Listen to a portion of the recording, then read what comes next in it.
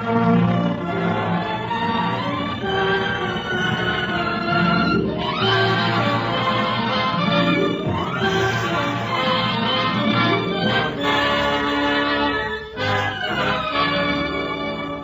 is the NBC University Theater, bringing you a full-hour dramatization of The Heart of Darkness by Joseph Conrad, starring Brian Aherne.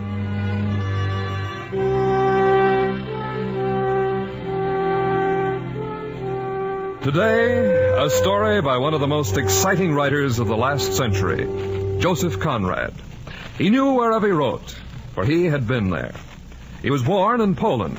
At 17, was a sailor of France, and not many years later was a master mariner of the seven seas. He knew the world and its wickedness, and put both down on paper with great zest. Conrad is known as an English novelist, but he drew his imagery from the richness of 3 languages. The Heart of Darkness is one of his most masterful stories, drawing heavily on personal experience in the Congo. Its hypnotic style and intensity of mood have been well captured in today's adaptation for radio by Morton Friedman. Here, then, The Heart of Darkness by Joseph Conrad, starring one of Hollywood's most articulate gentlemen, Mr. Brian Aherne, as Marlowe.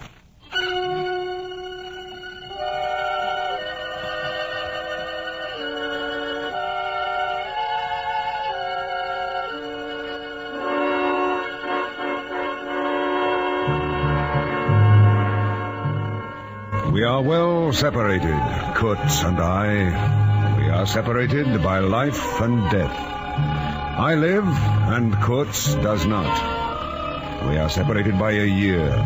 Exactly 1 year ago, I saw his body swallowed by the mud of a river bank in Africa. We are separated by thousands of miles. We are well separated, Kurtz and I. And yet, less than an hour ago, I saw him again. And again I heard him. His magnificent voice, whispering, pealing, proclaiming, begging. And again I heard the beat of the drums, regular and muffled like the beating of a heart. The heart of a conquering darkness.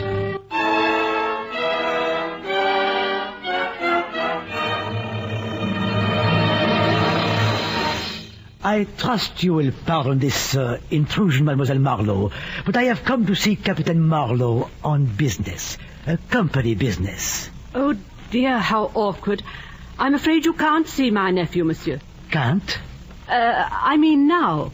I believe he's taking a nap. I must insist, mademoiselle, upon seeing your nephew, the captain, now. He is involved in a matter of the utmost gravity.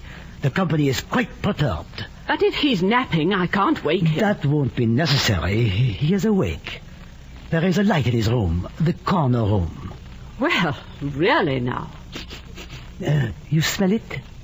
Tobacco. The captain is smoking. I'll tell him you're here, if he's awake. Charlie? I'm awake, Auntie. The director of the company. I know, I heard you talking. Tell him to go away. I don't want to see him. Charlie, don't you think you ought to get it over and done with? You know... I coughed twice. You both were so engrossed, I'm afraid you didn't hear. Monsieur Director. I'm so very glad to see you, Captain. You can't imagine how anxiously I have looked forward to seeing you again. And to talk to me, Monsieur Directeur, to ask some questions, Monsieur Directeur. Some questions about Kurtz. I see you are an intelligent man, Captain. I am pleased. Oh, can't we dispense with the sham? You're not here as a friend, but as a representative of the company. Say rather both.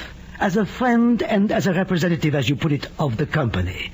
Both. If you don't mind, I think I'd like to go to my room. I think that's wise, Auntie. Oh, there is no real need for you to go, mademoiselle. Whatever we have to say, your nephew and I think I shall be able to like you both better if I don't hear what you have to say to each other.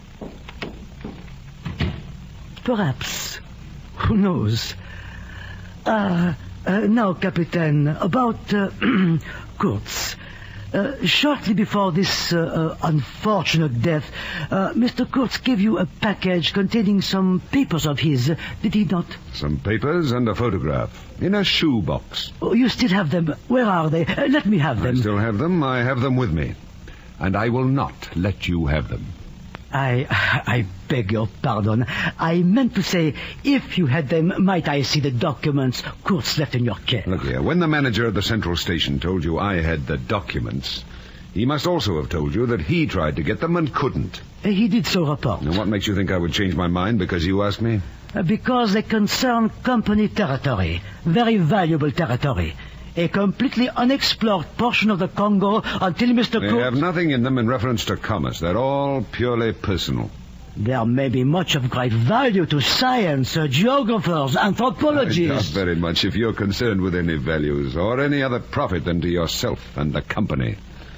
I confess I do not understand your obvious hostility, but you would do well to be civil. Oh, you're being ridiculous. After all, you insulted me first.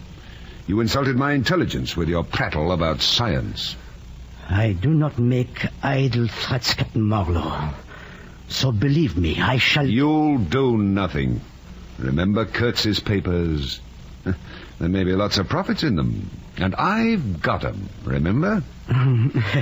Let's be sensible. What do you want for those papers? How much? Oh, so that they may be used for the promotion of science, of course. Oh, of course. How much? I'll match your generosity, monsieur. Take it. For science. Free. Here, this little pamphlet on the bed table. This is it? Been in front of me all this time? Right. A report written by Mr. Kurtz entitled The Suppression of Savage Customs. Oh, nothing. This is nothing. Not at all what I had expected. Keep it!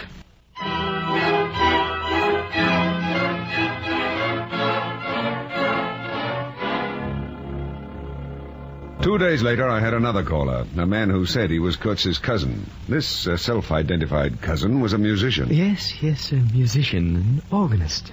I have studied music for years, but did you know, sir, that my cousin Kurtz was essentially a great musician? No, I didn't. In plain truth, I couldn't tell what Kurtz's real profession was. He painted well, wrote well. I couldn't tell which of his many talents was the greatest. Oh, yes, you are quite right, sir. Yes, quite right. My cousin Kurtz was undoubtedly a universal genius. I agreed with the old chap. Kurtz undoubtedly was just that. Well, he left after a while, taking with him some family letters that had been among Kurtz's papers.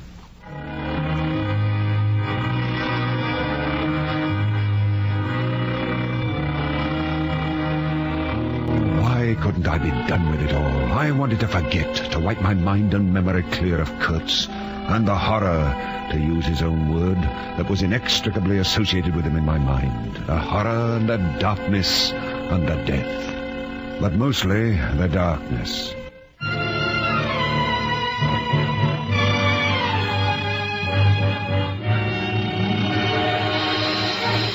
Another caller. This time a journalist, a self-proclaimed colleague of Kurtz. You should have heard him address large meetings. He could electrify them. He had the faith. Faith? Faith in what? Anything. Kurtz could get himself to believe in anything. And anything he believed in, he could get anyone to believe. He would have had a great career in politics. What a splendid leader of a party he would have been. What party, for example? Any party. So long as it was an extreme party. He was himself an extremist. Don't you agree? I evaded the answer, or rather the true answer, and gave him instead Kurtz's pamphlet. The journalist took it most eagerly and left with it, saying it would be published at once.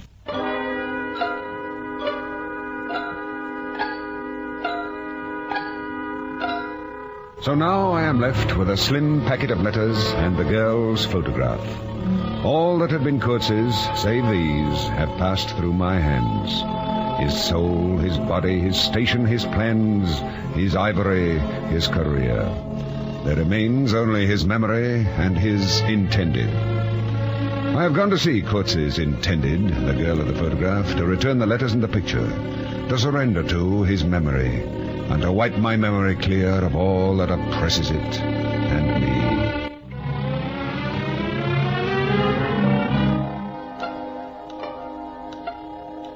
We sit in the formal drawing room of her house. We sit and talk, sporadically. She is still in deep mourning, although a year has now passed since his death.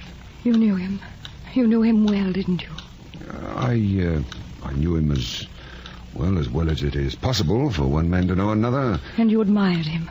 Oh, it was impossible to know him and not to admire him, wasn't it? He was a remarkable man. As you say, it was impossible not to... Love him? Oh, how true, how true. She talks about Kurtz. I hardly listen. For her words in the twilight gloom have conjured up for me again a vision of the man. I see him again, and only occasionally hear snatches of her voice as it pierces the phantom that besets my mind and my eyes. He drew men towards him by what was best in them. Oh, it is the gift of the great, and he had it. It's unbearable, the burden of observing her grief.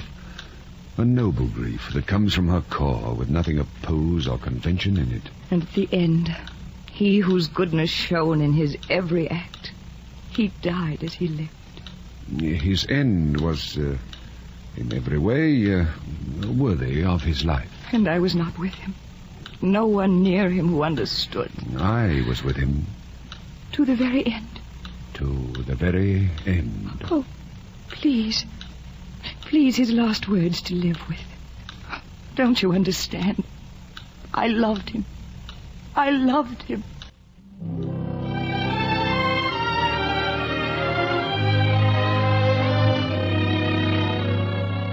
She is begging, with her eyes and her heart in her eyes. She's begging, making the silence clamorous with the begging words she restrains, refusing to give them utterance. I cannot answer her. Please, just his last words. Just tell me his last words. She bows to my silence. She sits, immobile, grave. She has long since learned to accept silence and to bear. And I sit, and I cannot reply. I cannot tell her of the last, for I am caught up once more in the beginning. And in the silence it begins again, from the beginning, almost 2 years ago.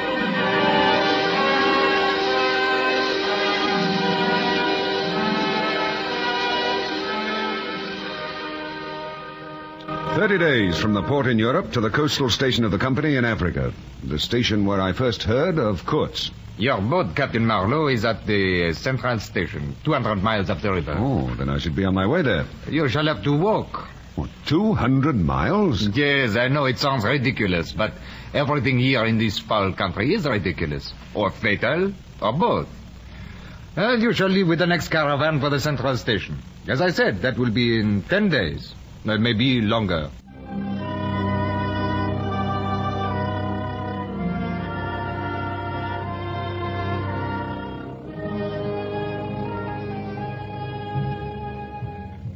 The caravan will leave the day after tomorrow, Captain. Well, I can't say I'll be sorry to leave. You have one interesting prospect. In the interior, you will no doubt meet Monsieur Kurtz. And who is this interesting Mr. Kurtz? Oh, believe me, Captain, Monsieur Kurtz is a remarkable person. A most unusual man. Oh, is he in charge of the central station? No. He is much further out, in the very bottom of the Congo. His trading post is in the true ivory country. He sends in as much ivory as all the others put together.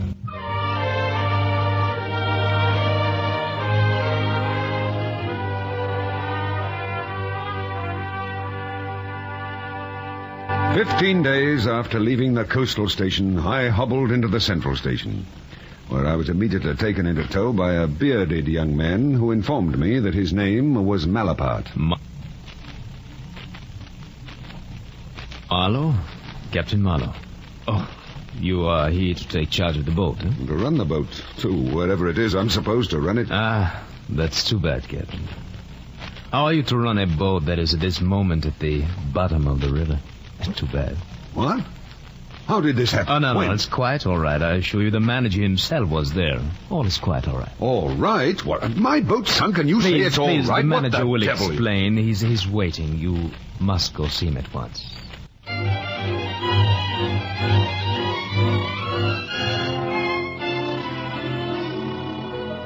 You're a very long time getting here, Captain Marlowe. The delays were beyond my control, Monsieur Renard. I could not wait.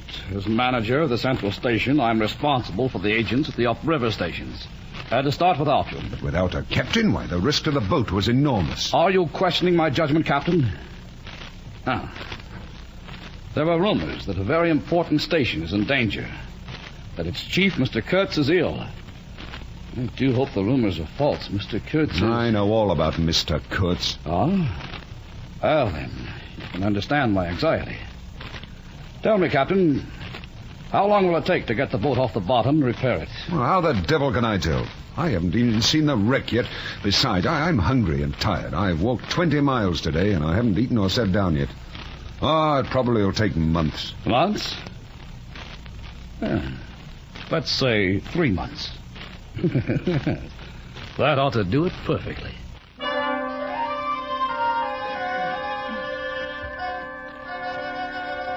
The next day, I began operations to raise the boat from the bottom. Fasten that stern line and keep bailing. Well, Captain Marlowe, you're an example of industry. Oh, hello, Malapert. Keep those pumps working. You will be able to repair the boat. Oh, worry about that later. Right now, the problem is to get her on the bank to work on her. Well, of course, you know all about these things. Tell me, Captain, confidentially, what do you think about our manager, Renard? I haven't thought about him at all. Why? Oh, nothing. No reason, just curious. I was wondering if you did not find it strange that one so obviously mediocre as he should be manager. I said I haven't thought about him at all. I must tell you, in confidence, of course, that I used to find it strange when first I came out here. You're doing the talking, Malapert. I'll listen. You're most discreet. Very wise. However, do you know that I no longer find it strange that Renard is manager? He is manager because he is never ill. He inherited his position. Think of that. 9 years out here, and never once ill. That's very interesting. So what? Oh, nothing. You know, you cannot imagine how many men have come here from Europe hoping to replace Renard as manager. And every one of them has failed. And do you know why? It's of a magnificent simplicity, the answer. Renard outlives them. They die. Renard remains the manager. What are you getting at? Getting at? Oh, Captain Marlowe, I'm amazed. One might think that you suspected me of giving you a warning.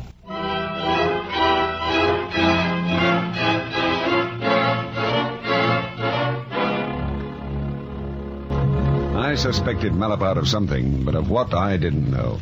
Certainly I couldn't credit the obvious inference that I'd come out to oust Renard from his job as manager.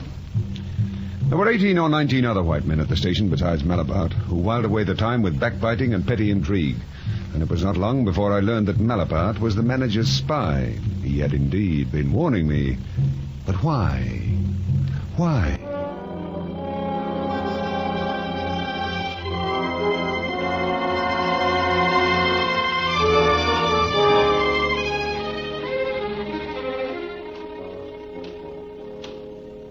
I do hope you don't mind my coming aboard the boat, Captain Marlowe. Oh, you're aboard already. I brought something I thought might interest you. A painting. It's small but interesting, I think. Here, look for yourself. Subject's interesting. Native girl holding a torch, looks like. Hey, that's not bad. Not bad at all. Who painted it? Mr. Kurtz. Huh. Tell me, who is this Mr. Kurtz? The chief of the inner station. Much obliged. And you are the manager's spy. Everybody knows that, too. Come, talk. Kurtz is a prodigy. Today he is chief of the best station. Next he will be assistant manager. In a year or two... But I dare say you know what it'll be by then. You are of the new gang. I know. You know? Malapert, you've been reading the company's confidential correspondence. When Mr. Kurtz is general manager, you won't have the opportunity.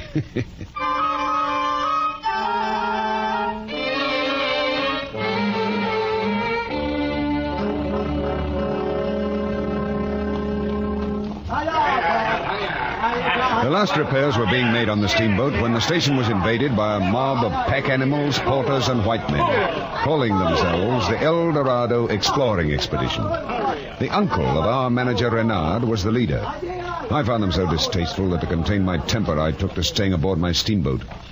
Well, the evening before the expedition left, I was stretched out on the deck when I heard the voices of the manager and his uncle on the bank against which the boat lay. I know I'm the manager. But I was ordered to send him there. Ordered. It is unpleasant, but the man has great influence. Influence enough to jeopardize my position and yours, my dear uncle. Is he alone there? Yes.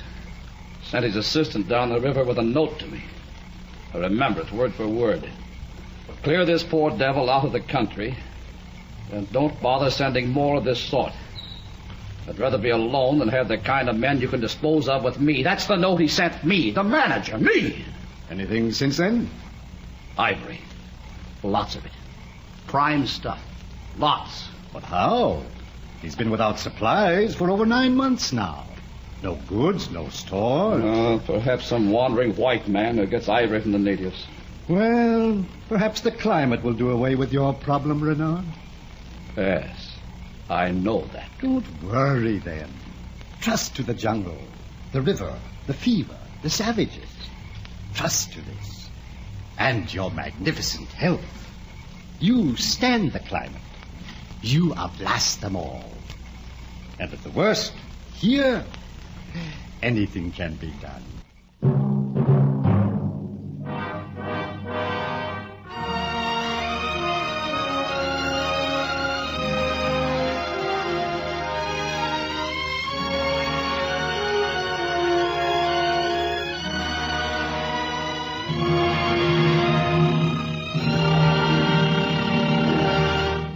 From Hollywood, the NBC University Theater is bringing you Brian Ahern in a radio version of Joseph Conrad's The Heart of Darkness.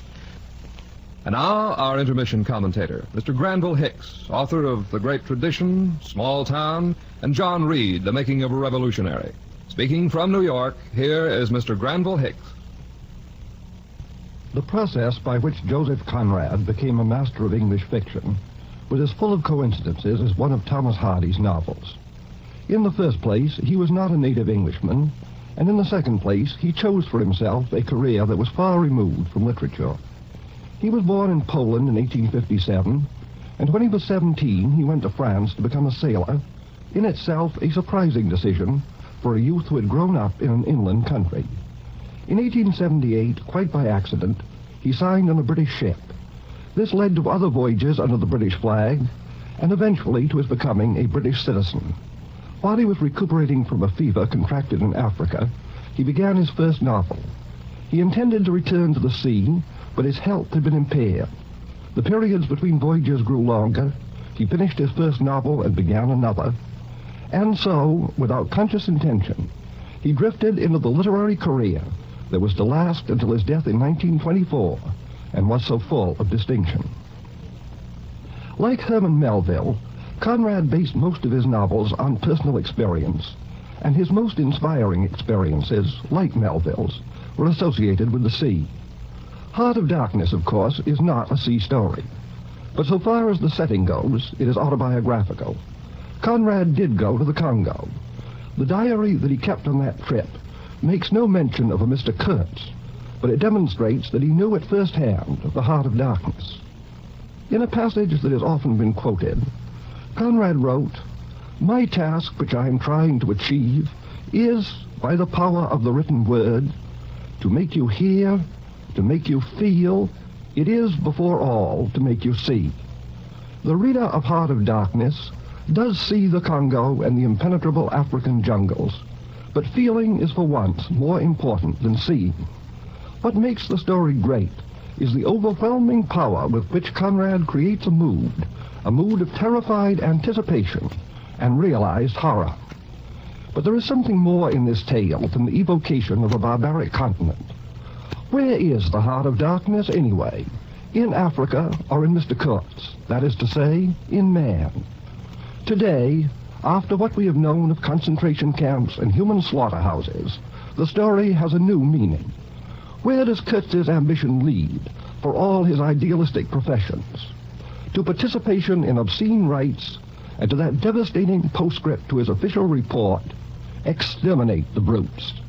It is in more senses than one that we can say that Conrad knew the heart of darkness. Thank you, Mr. Hicks. Our radio version of The Heart of Darkness, starring Brian Ahern, will continue from Hollywood after a brief pause for station identification.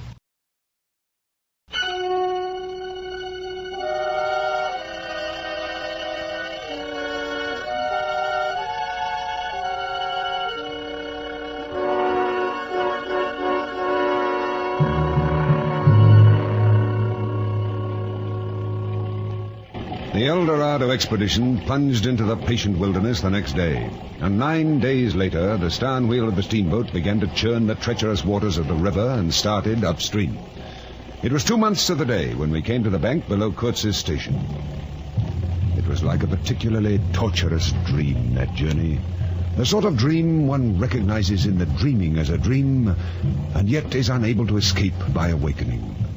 A great silence enveloped us, and all about us, over us, beside us, beneath us, was darkness, ever darker as we penetrated further, until it seemed that we would soon be within the very heart of darkness.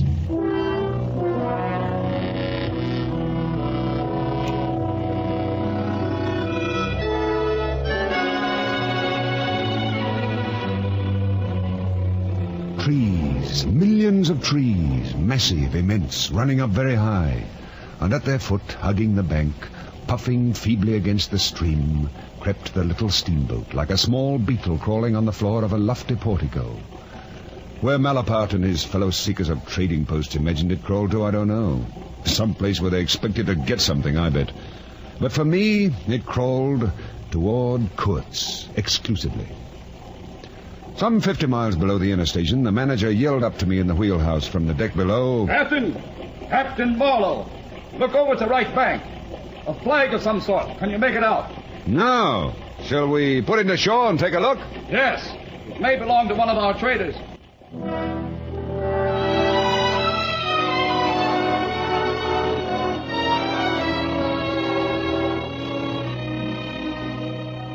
There's a nice stack of wood all piled up. We can use it. That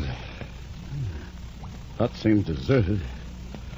No signs of a struggle. Hello. There's a message of some sort on that flat piece of board. Can you read it, Renard? Not without my glasses. It's so faded. See what you can make of it. It is faded. Wood for you. Hurry up. Approach cautiously. There's a signature, too, but it's too faded to make out. It's a foolish message. Hurry up. Where? Approach cautiously. Where? Obviously not here. We weren't very cautious approaching. Idiot. Writes a message as if we were writing a telegram. The devil with it. Let's load the wood aboard and get on our way.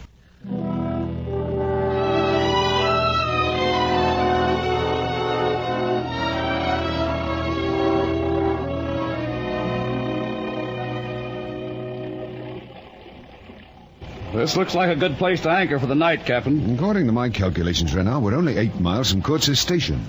Let's keep going, eh? I'm afraid it would be too risky. Waters here are quite dangerous. Less than an hour of sunlight left. But we're so near. Besides, recall the message. Approach cautiously. Now, I think we'd best wait for morning.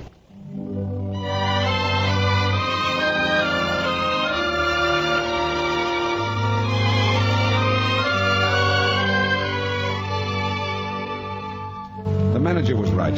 8 miles meant 3 hours steaming for us, and the water had many suspicious ripples. It was sensible. Still, I was annoyed beyond expression at the delay. When the sun rose, there was a white fog, hot and clammy, more blinding than the night. It just lay there like something solid. At 8 or 9, it lifted all at once like a shutter lifts. Well, thank heavens for that, Captain. Thought that fog was going to lay in all day. Ah, you spoke too soon, Renard. It's rolling down on us again. Forget it. Drop anchor. Drop anchor. What was that? Savages. Did you hear that? Did you hear that? Malapart, get the others. Get your rifle quickly. Cover all sides of the boat. Keep your rifles ready. Fire as soon as you see them.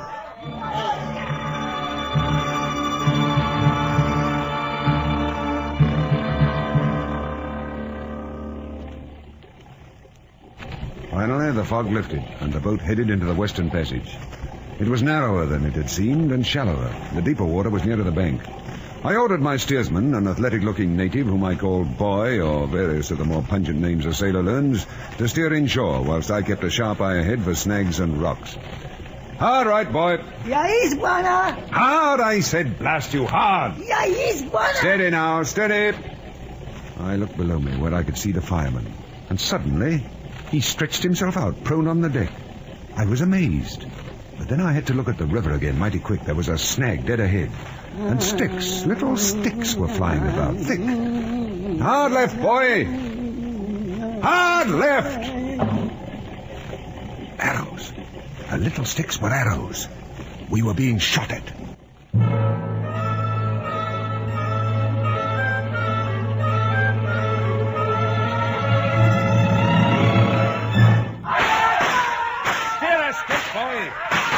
Boy, where are you?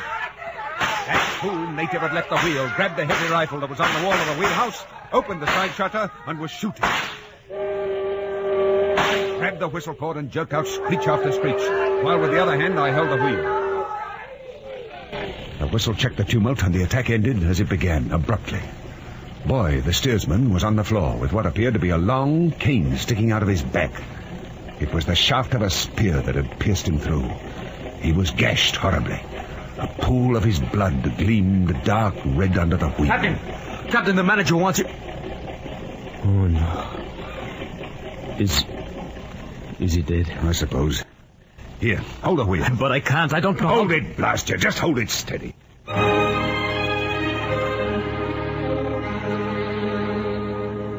reached over, shut my eyes, pulled the spear out of him, and put him over the side with a single movement. The greatest strain was on my stomach, not my strength, as I put my arms around that body. Marlowe, good heavens, Marlowe, you're not going to... What do you want to keep the body hanging about for? To embalm it?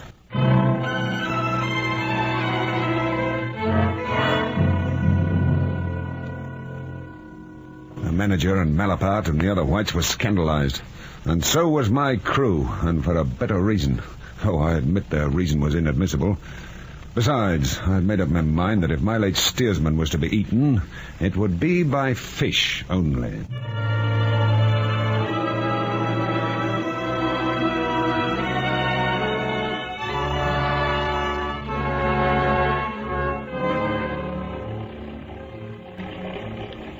There is really very little point in going ahead. These savages have surely burned the station to the ground. Most probably. Kurtz, too, then, is undoubtedly dead.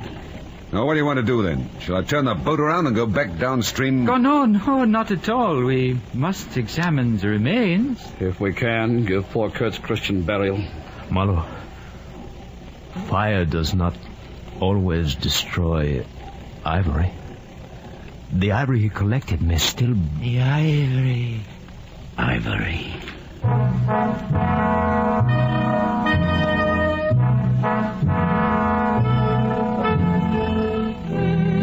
I felt sick. I felt like crying. All I could think was I will never hear Kurtz speak. I felt somehow as if I'd been robbed of a belief or had missed my destiny in life.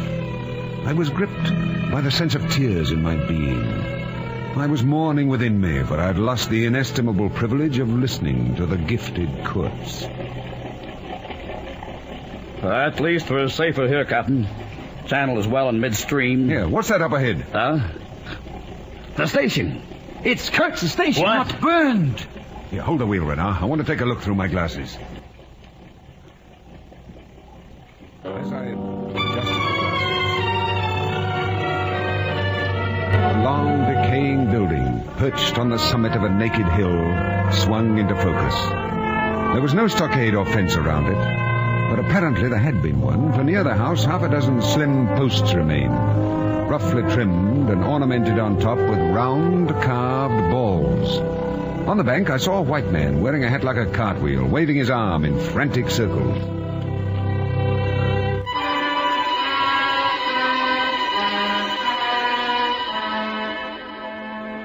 As we pulled in close to the shore, I could see him clearly. Ahoy! You're there ashore! Are we in time? Yes, I think so. He's up there in the house. We've been attacked. I know.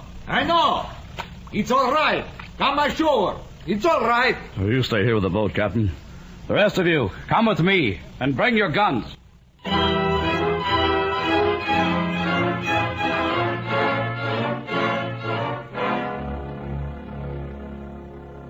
The manager and the rest of them went ashore, up to the hill and to the house. And the other chap came aboard. They are simple people, but I'm glad you've come. It took me all my time to keep them off. Oh? They meant no harm. That is not exactly... See, you just can't tell when they mean harm or no harm. Or then again...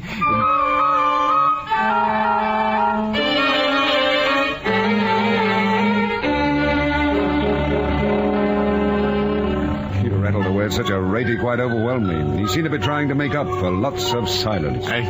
I'm afraid I'm talking too much, but I can't help myself. I've got so much talk bottled up in me. Why, don't you talk with Mr. Kurtz? With Mr. Kurtz? No, my friend, you don't talk with that man. No, you listen to him. And I tell you, this man has enlarged my mind. Yeah, not just me, no. The natives, too. Not that I mean they have minds, but whatever it is they have, he has captured it. Then why did they attack us? Oh, they don't want him to go. Oh, don't they? No. But you must take Kurtz away quick. Quick, I tell you. He is very badly off. Very badly. I have been doing my best to keep him alive. Calm yourself. I'm sure you've done very well. No, I have no abilities, and there isn't a drop of medicine or invalid food. There hasn't been for months. So shamefully abandoned. A man like this with such ideas is shameful. I can't do any more. I haven't slept for the last 10 nights.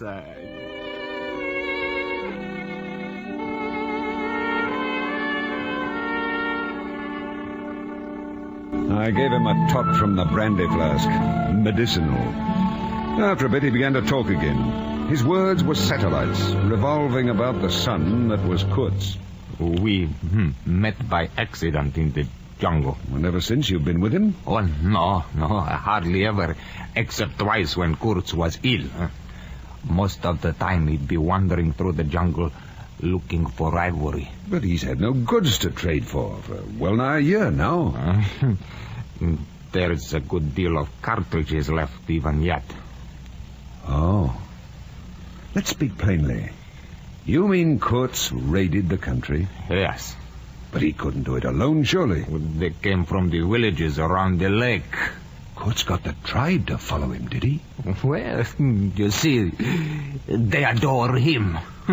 What can you expect? He came to them with thunder and lightning.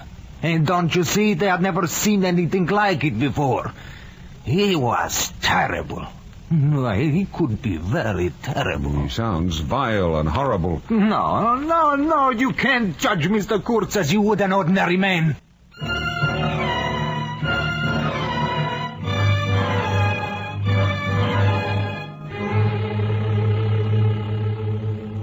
He finally subsided into silence. I picked up my binoculars and looked more carefully than before at the fence that had once enclosed the house and at the round carved ball that ornamented the top of the pole.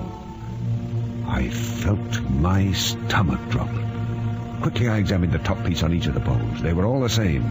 Not ornaments, not round carved wooden balls, but black, dried human skulls.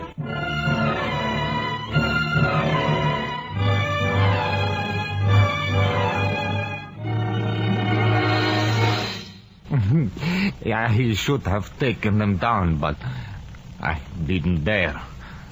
Not that I'm afraid of the natives, you understand. No, they wouldn't stir until Mr. Kurtz gave the word.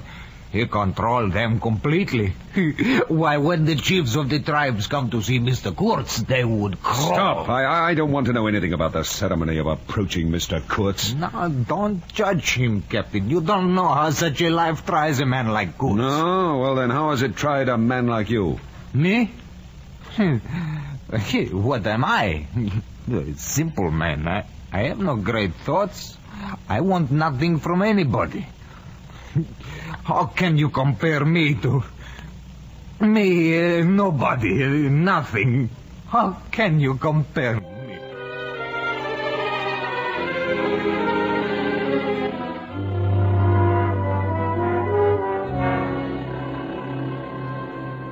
We were silent, he and I. We watched the sudden tropic nightfall. It shadowed the house, and the shadows were lengthening down the hill toward the river, which still glittered with a dazzling splendor. Not a living soul was to be seen on the shore. Not a single bush rustled. Suddenly, around the corner of the house, a group of men appeared, bearing an improvised stretcher in their midst. And instantly, in the emptiness of the landscape, as if by enchantment, streams of human beings, naked human beings, seemed to rise from out the very ground to surround the group of men bearing the stretcher. If he doesn't say the right thing to the natives now, we are all done for. Well, let's hope that the man who can talk so convincingly will find some particular reason to do so and spare us this time. Oh, they're so far away. If only I could hear him.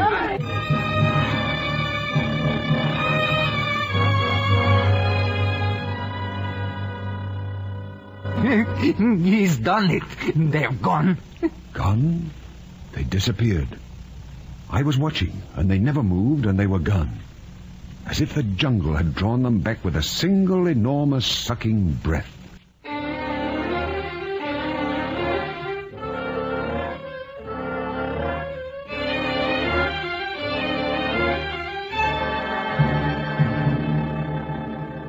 They brought Kurtz aboard and put him in the little cabin next to mine. We brought along his mail, a year's worth of torn envelopes and open letters now littered his bed. He waved one of the letters and, looking at me, spoke. I'm glad to see you, Captain. They write fine things about you. Gentlemen, would you leave us? Mr. Kurtz and I have some matters to discuss. Did I describe his voice truthfully, Captain? Huh? Did I? It's amazing. Such strength. And the sound of it. Why, he doesn't look strong enough to whisper. Hey, there's something on my heart. I feel you should know, yet if it were known, it would affect Mr. Kurtz's reputation gravely. He couldn't see that Kurtz was already as good as in his grave. To him, I suspect, Kurtz was one of the immortals. I don't want anything to happen to you or the others here, but I must consider Mr. Kurtz's reputation. All right, I promise you, Mr. Kurtz's reputation is safe with me. The attack on your steamboat, Mr. Kurtz ordered it. He hates sometimes the idea of being taken away. And then again, I don't quite understand it. I'm a simple man. He thought it would scare you away, that you would give it up, thinking him dead. I have had an awful time of it this last month. He's all right now, though, isn't he? Yes. Thanks. I shall keep my eyes open. And your promise to keep that? As you would yourself. Thank you, Captain. Goodbye.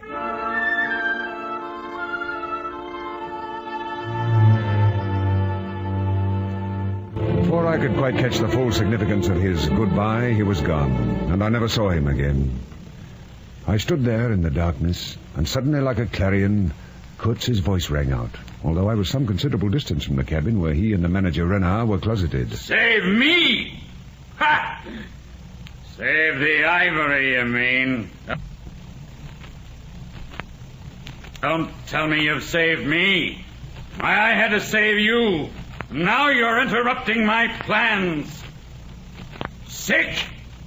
Not as sick as you'd like to believe.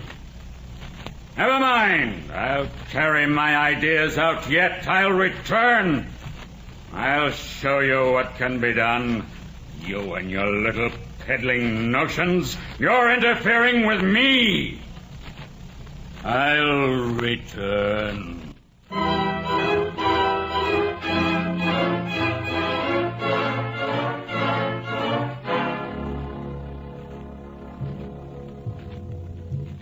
It was well after midnight when I awoke. I don't know why I should have, but I did. I walked out of the pilot house onto the deck. On top of the hill, a big fire was burning, and around the fire were several of the boat's crew and Malapart, or one of the manager's other jackals, keeping guard over the enormous store of ivory that Kurtz had assembled. I turned away from the rail for a moment and glanced casually into the little cabin. A light was burning in it, but Kurtz was not there.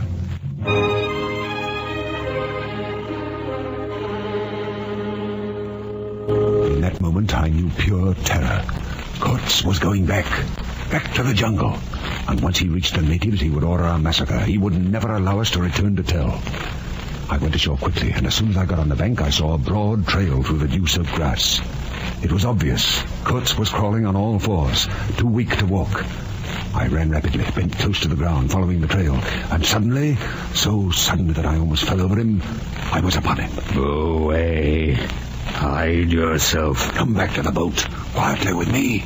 I was on the threshold of great things. Now this stupid scoundrel, this Renard... Doesn't matter. Your success in Europe is assured in any event. I already have it here. Look there by the fire. See him? I looked. Not 30 yards away was a fire, and striding up and down before it, a black figure, majestically erect, wearing horns, antelope horns, I think, on its head. He is a witch doctor, a priest, and I am the god he worships, and all the rest of them, it is I. Love of your own, your family, the girl you're to marry, the awe and fear and respect of your own goods. Don't you want that? What more have I ever wanted? And yet... And your mind, Kurtz, your mind and your talents, your genius. Where can they receive proper recognition here? Who can appreciate them here? No one. And I am a great man. I am.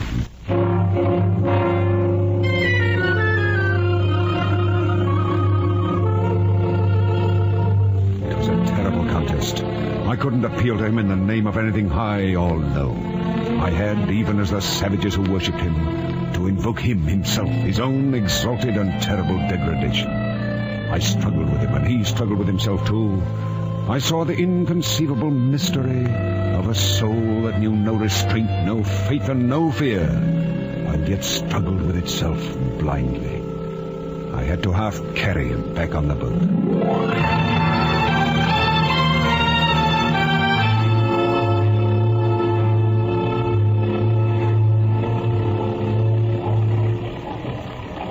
The brown current ran swiftly out of the heart of darkness, bearing us back with twice the speed of our journey into the jungle.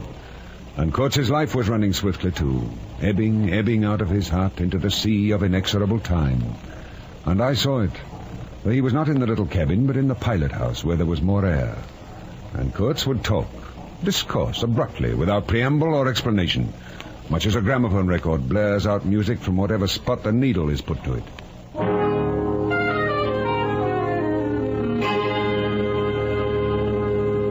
Did you know, Captain Marlowe, that I have been commissioned by the International Society for the Suppression of Savage Customs to write a paper on the subject? Why, I'm afraid I... No, of course not. I hadn't told you before. Well, here, Captain. Read it for yourself. I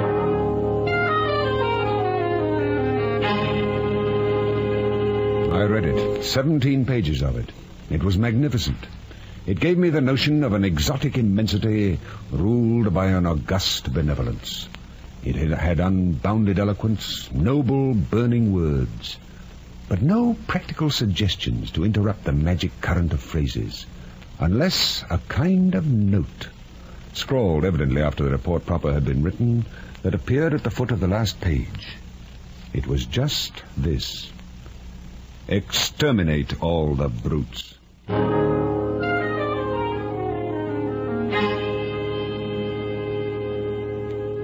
Why Why have we stopped, Captain? It's only mid-afternoon. The engine's broken down. It'll be a few days before they're repaired, I'm afraid. Close the shutter. The jungle is looking in at me. Close it, please. All right. Don't get excited, Kurtz. Can't bear to look at it. It laughs at me. It listens to me talking of my ivory, my station, my river, my career, my intended. It listens and it laughs. It knows all these belong to me. It knows. But it laughs because it knows that I belong to its own infernal powers of darkness. I'm sold to it. I was bought by... never mind the vile purchase price. I know the price. And the jungle knows.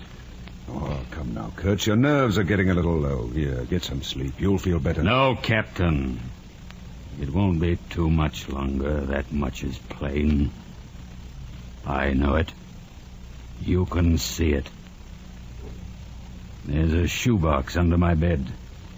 Take care of it for me. It's got some private papers and my intended's photograph. That stinking fool Renard is capable of prying into my things, and I want you to see he does not. All right. Please, would you mind leaving me alone for a bit? No, not at all. Not at all.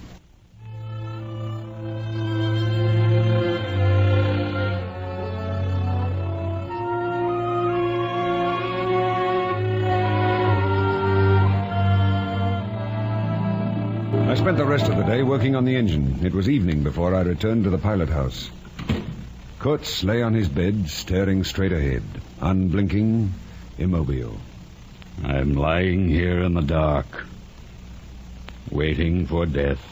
Oh, stop talking nonsense, Kurtz. Why, there's a candle within a foot of your eyes.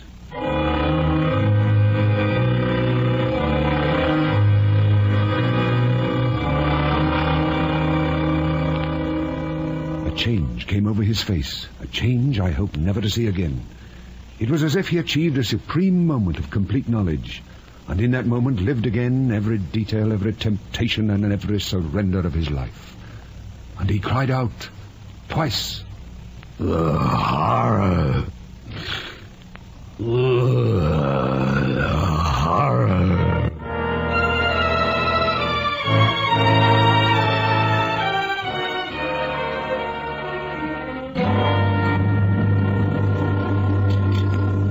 Pass the salt, please, Malapart. Here you are. Thank you. Salt, Captain? Oh, no, it's all right as it is. Tell me, how is Kurtz tonight? Oh, all right, I guess. I think I should pop in, say hello to him. Ask him if he's ready for his dinner. Right, I'll do that.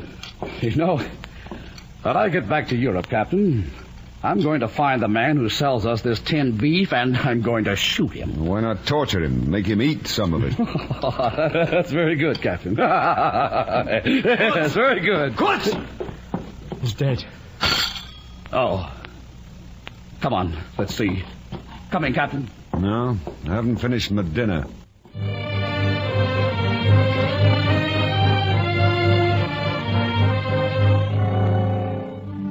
I didn't eat any more after they left. I hadn't gone because it was light in the dining room and so beastly dark out there. And besides, the voice was gone. Kurtz's voice was gone forever. And what else had there ever been?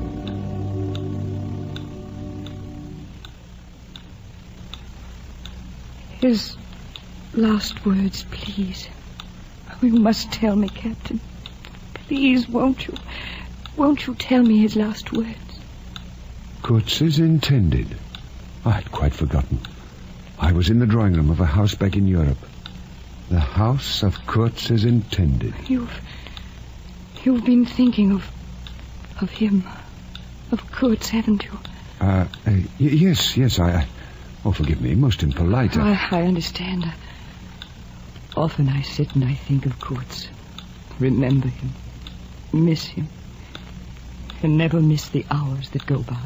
Had I been remembering Kurtz for hours? I don't know, but the dusk is gone, and night and darkness fill the room. You will tell me, won't you? You will tell me his last words. Oh, you must. The last word he pronounced was your name. I knew it. I was sure. I was so sure. So sure.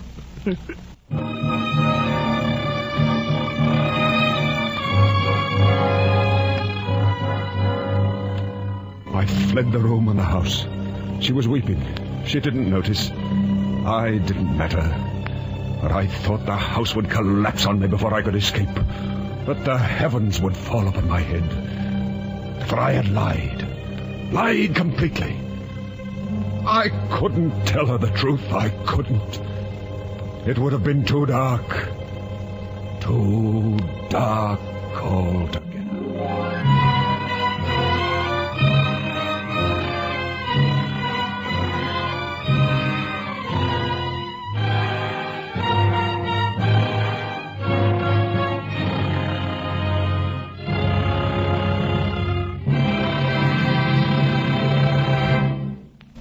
You have been listening to The Heart of Darkness, an NBC University Theater production of the Joseph Conrad short story starring Brian Ahern as Marlowe.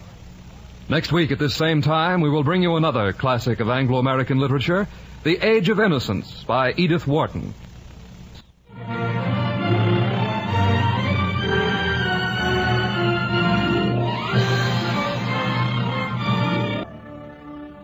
The Heart of Darkness was adapted for radio by Morton Friedman. Our intermission commentator was Granville Hicks.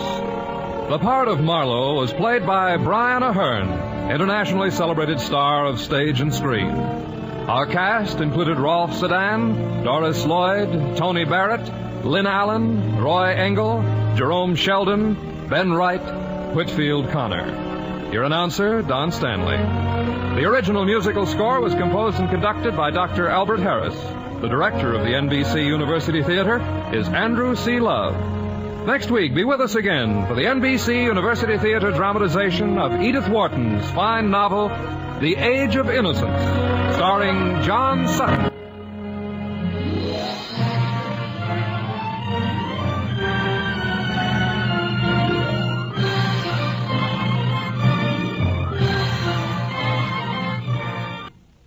This program came to you from Hollywood's Radio City. This is NBC, the national broadcasting company.